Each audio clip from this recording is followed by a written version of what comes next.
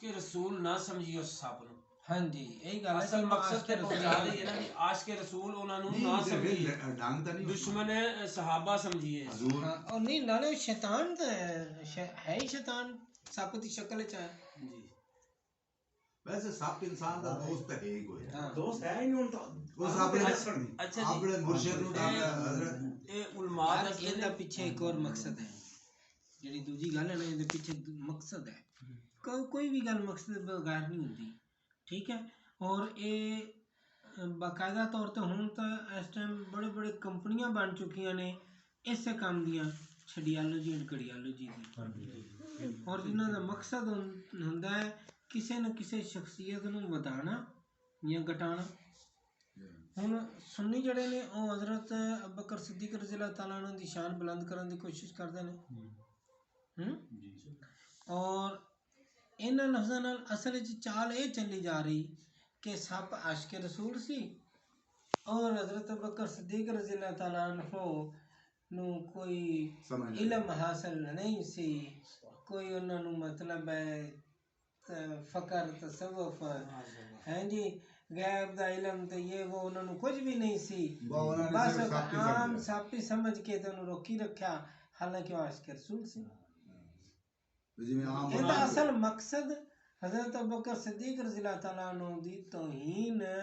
घुमा फिरा के करना ऐसे तरीके नाल कि भी सुनने वाला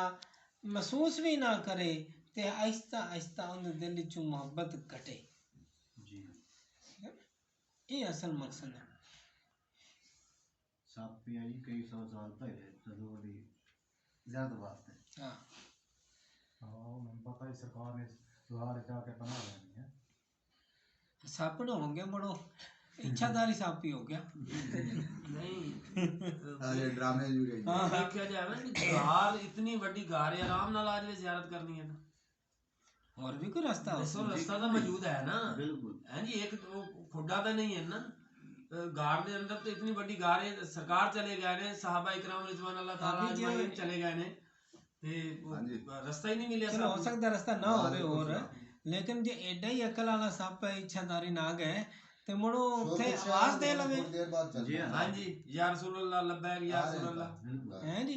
ते आवाज देवे तो सुनने वाले सुन लेन हां जी अस्तगफिरुल्लाह नौज़ ये किससे बयान करते हैं उन्होंने ना खून जिवें सरकार ने फरमाया भी वो शामिल हो जाता असल गल है शैतान शामिल हो जाता हां जी और उन्हां दे कोलों गलत अल्फाज अदा करते इस तरीके एक होर जड़ी है हदीस ग्रामी अच्छा सुन्नी हज़रात जो कुछ सादा लोग सुन्नी ने उस हदीस ਨੂੰ बड़े शौक नाल बयान करना शुरू करते हैं हालांकि वो किसी ऐसे शख्स दी हदीस ने ऐसे शख्स ने उस हदीस दे विच तरमीम कीती है कि जिहदा मकसद नेक नहीं है हदीस ग्रामी है कि भी मैं इल्म दा शहर हाँ अली दा दरवाज़ा ठीक है हुण इहदे च तब्दीली भी की हुई है ये अजाफा यानी कि कहना चाहिए और अली अपना अबू बकर इहदी छत ने उस्मान इहदा फर्श ने ते उमर इहदियां दीवारां ने शहर मुकम्मल ही हो गई शहर ना हो गया डब्बी हो गई कोई सील बंद कमरा हो गया ऐसे ही एक सवाल काफ़ी अरसा पहले कॉन्फ्रेंस भी ये सवाल आया सी इसके अर्ज की भी जनाब गल ये है कि ये तो इन तिना शख्सियात दी सरी गुस्ताखी है ये हदीस है ही नहीं क्योंकि हदीस दे अल्फाज ही दस रहे ने कि गल गलत है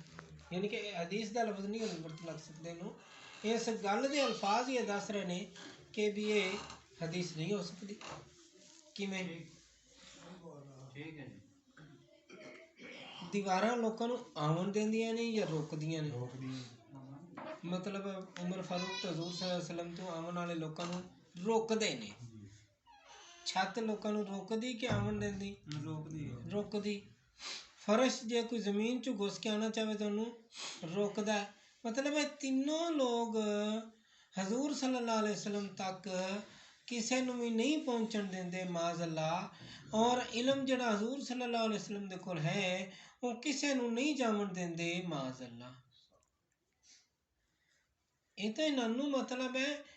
ਉਲਟ ਦਿਖਾਇਆ ਗਿਆ। ਹਾਲਾਂਕਿ ਇਹ ਤਿੰਨੋਂ ਦੇ ਮੰਬਾ ਨੇ ਕਿ ਹਜ਼ੂਰ ਸੱਲੱਲਾਹੁ ਅਲੈहि ਵਸੱਲਮ ਤੋਂ ਮਿਲਣ ਵਾਲੇ ਉਲੂਮ ਨੂੰ ਅੱਗੇ ਪਹੁੰਚਾ ਰਹੇ ਨੇ ਆਪਣੀ ਆਪਣੀ ਮਕਦੂਰ ਬਾਰ ਜੋ ਅੱਲਾਹ ਤਾਲਾ ਨੇ ਉਹਨਾਂ ਨੂੰ ਸਲਾਹੀਅਤ ਬਖਸ਼ੀ ਉਹਦੇ ਮੁਤਾਬਕ। ਚੁਨਾਂਚੇ ਇਹ ਗੱਲ ਹੀ ਮਤਲਬ ਗਲਤ ਹੈ। ਇਹ ਹਦੀਸ ਹੈ ਹੀ ਸਿਰਫ ਇੰਨੀ, ਬਕਾਇਆ ਹਿੱਸਾ ਹਦੀਸ ਦਾ ਜਿਹੜਾ ਨਾਲ ਜੋੜੇ ਗਏ ਨੇ ਇਜ਼ਾਫੀ ਕੀਤੇ ਗਏ ਨੇ ਉਹ ਗਲਤ ਨੇ। ਹਦੀਸ ਦੇ ਦਰੁਸਤ ਅਲਫਾਜ਼ ਨਹੀਂ ਨੇ, ਉਹ ਛੜਿਆਲੋਜੀ ਐਂਡ ਘੜਿਆਲੋਜੀ ਚ ਵੇਖ ਕੇ ਤੇ ਨਵੀਆਂ ਕਿਤਾਬਾਂ ਦੇ ਵਿੱਚ ਲਿਖੇ ਗਏ ਨੇ। ਇਹ ਦੋ ਕਿਤਾਬਾਂ ਹਾਫਿਜ਼ ਹੋ ਜਾਂਦਾ ਹੁੰਦਾ ਹੈ। ਉਹ ਬਈ ਲਿਖਣ ਵਾਲੇ ਬਹੁਤ ਕੁਝ ਜਿਹੜੇ ਤਕਰੀਬ ਕਾਰੀ ਦੇ ਉਹਨਾਂ ਦਾ ਕੰਮ ਹੀ ਉਹਨਾਂ ਦੀ ਰੋਜ਼ੀ ਹੀ ਹੈ। ਹਜ਼ੂਰ ਮੈਂ ਉੱਥੇ ਹਜ਼ਰਤ ਅਬੂ ਬਕਰ ਸਦੀਕ ਰਜ਼ੀ ਅੱਲਾਹ ਤਾਲਾ ਦਾ ਘਰ ਹੈ ਮਸਜਿਦ ਨਬੀ ਦੇ ਸਾਹਮਣੇ, ਤੁਸੀਂ ਤਾਂ ਵੇਖਿਆ ਹੀ ਸੀ। ਮੈਂ ਉੱਥੇ ਬੈਠਾ ਜੋ ਆਈਸਕ੍ਰੀਮ ਦੇ ਸਟਾਲ ਲੱਗੇ ਹੋਏ, ਸਿਰਫ ਉੱਥੇ ਆਈਸਕ੍ਰੀਮ ਚੱਲਦੀ, ਹੋਰ ਕੋਈ ਸ਼ੈ ਨਹੀਂ ਚੱਲਦੀ। ਉਹ ਮੈਂ ਜੀ ਉੱਥੇ ਜਾ ਕੇ ਬੈਠਾ ਜੀ ਆਈਸਕ੍ਰੀਮ ਖਾਵੀਏ ਵੀ ਵੈਸੇ ਦਸੰਬਰ ਜਨਵਰੀ ਦਾ ਮਹੀਨਾ, ਦਸੰਬਰ ਦਾ ਮਹੀਨਾ ਵੀ ਥਾਂ ਜਾਂਦੇ ਅੱਜ ਸਾਰੇ ਰਲ ਕੇ। ਉੱਥੇ ਤੁਸੀਂ ਵੇਖਿਓ ਸੀ ਕਬੂਤਰ ਬਹੁਤ ਹੁੰਦੇ, ਲੋਕ ਦਾਣਾ ਪਾ ਰਹੇ ਨੇ, ਯੋਗਾ ਸ਼ੋਗਾ ਜੋ ਵੀ। ਅੱਛਾ ਐਨ ਕਬੂਤਰਾਂ ਦੇ ਦਰਮਿਆਨ ਦੇ ਅਗਰ ਮੇਰੇ ਕੋਲ ਟੱਚ ਮੋਬਾਈਲ ਹੈ ਟੱਚ ਹੁੰਦਾ ਨਾ ਮੈਂ ਉਹਦੀ ਫਿਲਮ ਭਰਨੀ ਹੈ, ਕਈਆਂ ਨੇ ਭਰੀ ਵੀ ਹੈ। ਖੈਰ ਉਸ ਬੰਦੇ ਨੇ ਬਿੱਲੀ ਦਰਮਿਆਨ ਦੇ ਵਿੱਚ ਬੈਠੀ। ਅੱਛਾ ਜਿਸ ਤਰ੍ਹਾਂ ਉਹ ਕਮਾਂਡੋ ਐਕਸ਼ਨ ਕਰਦੀ ਹੈ ਨਾ ਕਬੂਤਰ ਨੂੰ ਫੜਨ ਵਾਸਤੇ ਕਿਸੇ ਵੀ ਤਰ੍ਹਾਂ ਦੇ, ਇਸ 6 ਹਮਲੇ ਤਾਂ ਮੈਂ ਵੇਖੇ, ਲੇਕਿਨ ਜਦੋਂ ਇਸ ਤਰ੍ਹਾਂ ਛਾਲ ਮਾਰੇ ਨਾ ਫਿਰ ਉੱਤੇ ਆ फिर हेठ अटैक ट्राई करती रही 6 दफा के 7 दफा तो मैं अपनी अखी वेखे भी वो ट्राई करे साढ़ा दिल दा जा पे हुन कबूतर चुकन लगी, लेकिन मोड़ हेठा पाया। आखिरकार मैं एदी जरूरत थी तू आगे कबूतर चा जा वो जेंदे वेड़े बैठे न वो कोई जी। तो हजरत अबू बकर सदीक हजरत ये चारों सहाबा कराम जेड़े हजरत अली भी शमूल हैं, तो उन्हां दा अपना अपना हर जगह ते अपना अपना किरदार है और अपना अपना उन्होंने है रुतबा भी अपना अपना है। असी उन्होंने बारे कोई घट बात नहीं कर सकते, अपनी हैसियत नहीं गल करन जी, गलत गल सोच ही नहीं सकते, बचना चाहिए। हां जी सोचिया तो तां भी गए जी जी असी मतलब सोच ही नहीं सकते। हुन कई मिसाल हुन एक आंदी है कि जंग दे विच कि हजरत अबू बकर सदीक आप नू पहाड़ ते चुक के लै गए कंड दे उत्ते हजूर पाक नू आम हालात जंग च नहीं पहाड़ी ते लै गए। एक वो जंग दे विच हजरत अली वो खैबर खंदक जंग खंदक ते वो उत्ते फट्टा सट्टिया गया ते फट्टा थोड़ा जिहा छोटा तो आप बह गए तो इस तरह हेठा जिवें पैर लटका के हेठा बह गए वो फट्टा इत्थे रख लिया। पूरी फौज बमार घोड़े छोड़े जो कुछ गुजरी आखिर ते हजूर पाक गुजरन लग गए। तो आपने अर्ज की या रसूलुल्लाह भी ठहर जाओ, वो ठहर गए और आप हेठा वाड़ गए फट उस फट्टे में इतिहास दिता ये किताबों में लिखे हुए है हेठ वो जिब्राइल ने पर खिलारे उन्होंने परा ते खलो के दो हाथों नाल उचाए। फिर लोगों सवाल किया भी अबू बकर सदीक तो इस तरह लै गया तो तुसी इस तरह कुछ उत्थे हजूर पाक ने फरमाया कि अली था जिसने नबूवत का भार उठाया। आपने आज फरमाया हजरत अली ने उन्होंने जवाब दिता कि उस वेले वो नबूवत का भार है पूरा तो मैं इस तरह ना उन्होंने टपा सकता। तो वो फिर यानी कि मैं पंजाबी अगर गुस्सा लेकिन नीयत में हिसाब है तो फिर हजूर पाक ने फरमाया कि तू अली सी जेड़ा वो बाहर चुक ले होर कोई चाह नहीं सकता। तो हजरत अबू बकर सदीक 2.5 मील उन्होंने चुक के लै जाते कम अज कम 2.5 को सफर बनता पहाड़ी का तकरीबन 3 मील। हाँ सो गल है कि उन्हों का अपना एक दर्जा बदर्जा उन्होंने अपनी है असा उसके बाद हूँ जिसले हजरत अली करमुल्लाह वाजू का दौर है खिलाफत आया तारीख दसदी है कि अगर वो गिनती की जाए ना दिहाड़ी 2 जंगा बन गई जितनी जंगा हुई तो आप उत्ते सवाल भी किया गया कि उस वे सहाबा दियां लोग सवाल करते हैं कि हजूर ये दसो कि पहले 3 जो खलीफा उन्होंने जंगा उन्होंने दौर जंग नहीं हुई इतनी नहीं हुई जितनी थोड़े दौर च। तो आपने फरमाया कि उनका मुशीर मैं था मेरे मुशीर ये भी उन्होंने फरमाया कि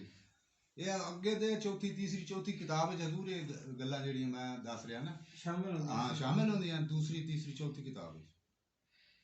ਅਸੀਂ ਤੇ ਹੁਣ ਦਾ ਚੋਰਾਂ ਦੇ ਕੋਲ ਮੈਂ ਕਦੀ